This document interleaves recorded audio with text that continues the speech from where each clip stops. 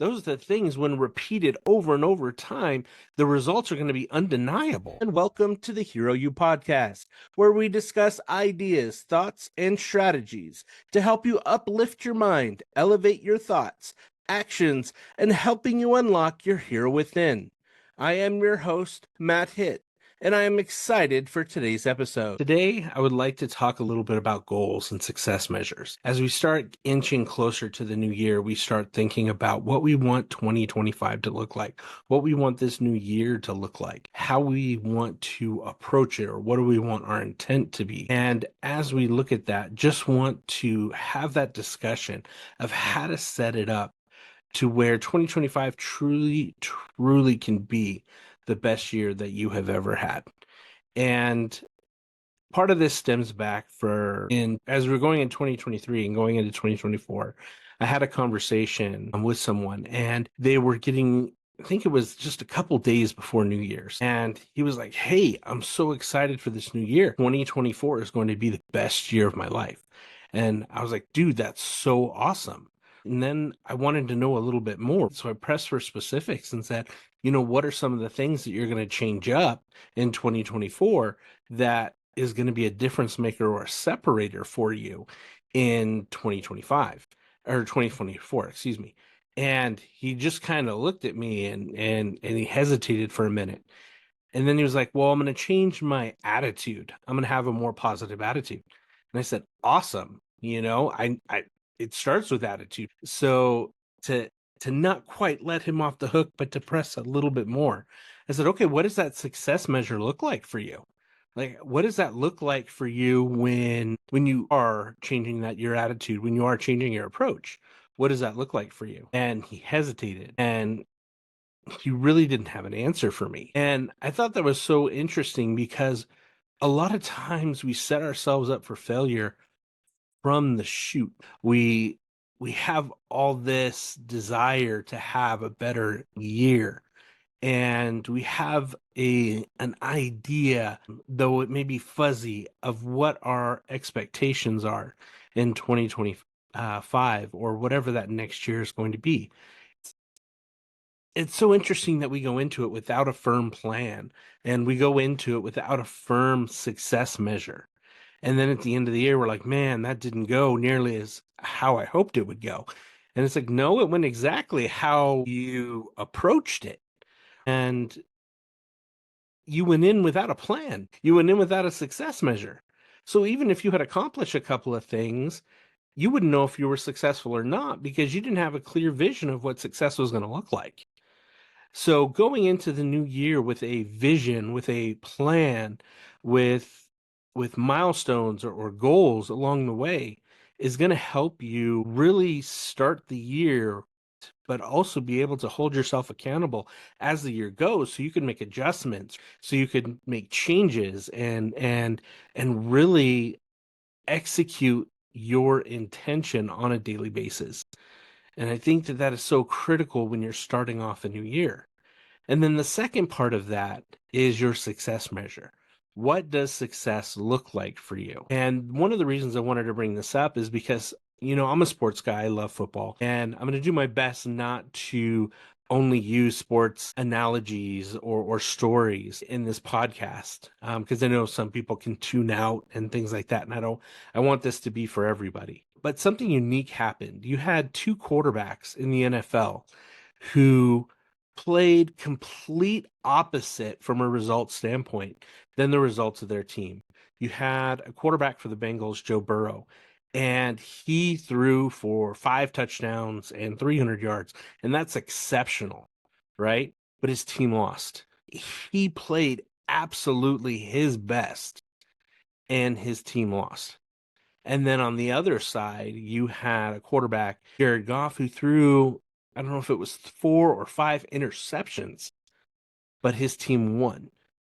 So he had tied for the worst game of his career, but yet his team won. So if your success measure is to come out and you want to win the game, Jared Goff hit it out of the park. He hit his success measure. Even though his contribution wasn't where it should have been or needed to be, The rest of his team was able to pick up the slack and overcome some of those things that had happened along the way. Where on the other side, Joe Burrow did everything he possibly could, plus, but it just wasn't enough to get the win. So the same approach can happen in our day-to-day life if it's either a weight loss goal, if it is a daily reading goal, if it is a step goal, whatever the goal is, right? It's, did your approach get better? Did you have something happen in that day where you made a better decision today than you made yesterday? And if you did, what did that look like? Because every day we can improve by a single decision that help put us in the right place. Now, it may not have garnered the exact results that we were looking for, but it is an improvement. And that's why I think it's so important that when we are looking at what we want our results to be, that we kind of steer away from a result-based success measure, because you could work your butt off. You could nail it in the gym. You could have a great day eating, and then you step on the scale and it says you lost a pound where your goal was 3 pounds. And you start to turn it off and you start to disengage because you feel like what you wanted to accomplish wasn't able to be accomplished. But along that week, you had 3 or 5 different crossroads where you could have picked something. You could have picked the ice cream. You could have picked, oh, it's cold outside. I don't want to go for a run. I don't want to go for that walk. But you made the right choice and you went and you did it. And for me, that's the success measure. Those are the things, when repeated over and over time, the results are going to be undeniable.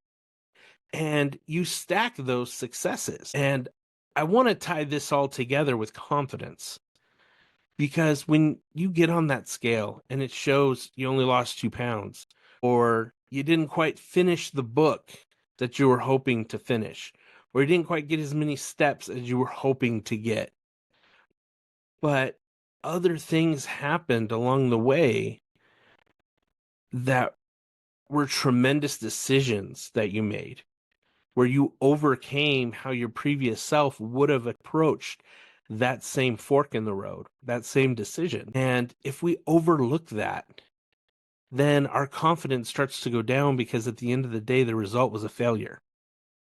Or the end of the week, the result was a failure. And so we get down on ourselves and we look at the obstacle that we want to accomplish as even further down the line or harder to accomplish in general. But if we look at the decisions that we make and a change in our approach and how we earn that success, that builds our confidence. It was like, hey, you know what? I didn't get to where I wanted to go, but dang it, there were 5 times this week where I could have chose something that would have made it worse. And a past me would have chosen the worse. But I didn't. I chose the right. I chose what I needed to choose. I chose and made the choices that were aligned with who I am becoming and who I am. And that shows that I am better today than I was last week. And those little victories build the confidence. And those little victories build that momentum that you need to finally break through. But if we're not accepting those, if we're not recognizing those, we're just putting brick upon brick on a wall that we need to break through that we haven't been able to do, because we're not recognizing the changes that we are making. And I think that that's something that's so critical, especially right out of the gate.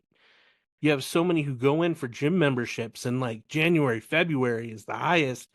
People go to the gym, and you have people who go to the gym all the time. They hate to go in January and February because it's so packed. They can't wait to go until April and May, because it's weeded out those that are starting to give up because they want to go to the gym and not be sore. They want to go to the gym and lose 10 pounds, and they want to see the results, but they haven't changed who they are to earn those results.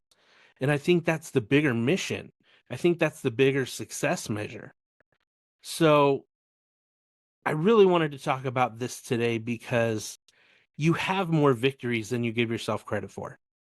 And by not celebrating those victories, you're robbing yourself of the confidence that is needed to break through that ultimate wall that is standing in the way of who you are becoming.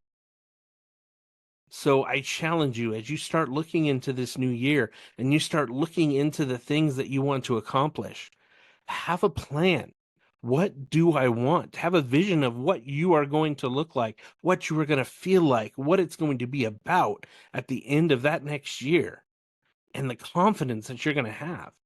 And then what are the goals that are going to be the stepping stones, the check marks that you're going to have along the way that are going to show you where can you make adjustments, where can you have those successes, and celebrate some things just to show that you are along the path that you need to be, right? And celebrate the decisions where you choose what needs to be chosen to be the person that you need to be to achieve what you want to achieve.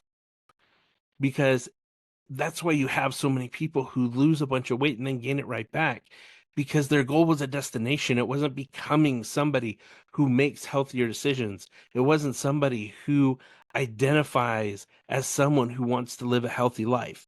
They achieve the goal, they're done, boom, they're it's over. And then they slip right back into the habits. Because yes, they were successful in achieving the goal of losing the weight, but they didn't become who they needed to become to maintain it. That's why you have so many people who are lottery winners who win the lottery, but then lose it all. Yeah, they had the result, they had the money that they wanted, but they didn't become who they needed to become to maintain it and to keep it. And don't forget to celebrate the little things, because those little things stacked upon stacked is what's going to give you the confidence needed to ultimately become who you need to become to achieve those things.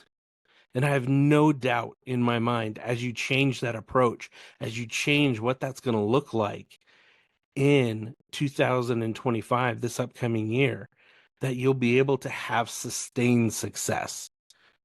And it's going to be something that's consistent. You're going to consistently get better.